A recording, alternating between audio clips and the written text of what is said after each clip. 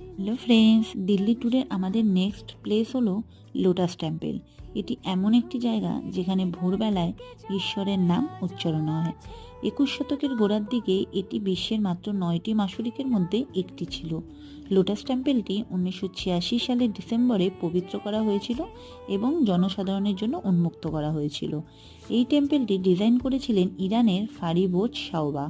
এটি 130 ফুটেরও বেশি উচ্চতা রয়েছে।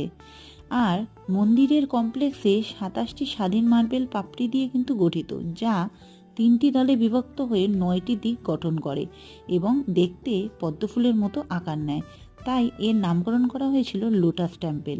এটির ভিতরে রয়েছে একটি শান্তিপ্রিয় হল, যেখানে প্রার্থনা করা হয় বসে বা মেডিটেশন করা হয়। আর ভিতরে প্রায় 2500 লোকের কিন্তু বসার সিট রয়েছে বসে প্রার্থনা করার জন্য। চলো টাটা।